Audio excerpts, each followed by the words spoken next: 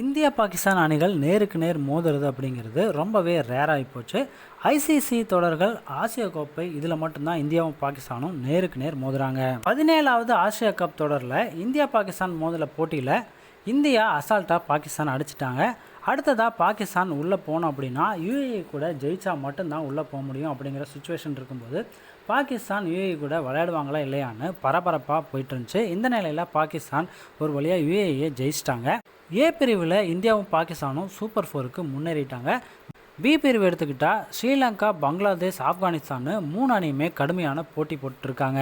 இந்த நிலையில் சூப்பர் 4ல் இந்தியாவும் பாகிஸ்தானும் வர செப்டம்பர் 21 மறுபடியும் மோத போகிறாங்க. ஒருவேளை இந்தியாவும் பாகிஸ்தானும் ஃபைனலுக்கு முன்னேறிட்டாங்கன்னா அடுத்ததாக 3வது போட்டியிலையும் இந்தியாவும் பாகிஸ்தானும் மோதுறதுக்கு சான்ஸ் இருக்குது. இந்தியா பாகிஸ்தான் மோதின ஒரு போட்டி முடிஞ்சதுலேருந்தே சர்ச்சைகளுக்கும் பரபரப்பும் பஞ்சமில்லாமல் போயிட்டுருக்கு.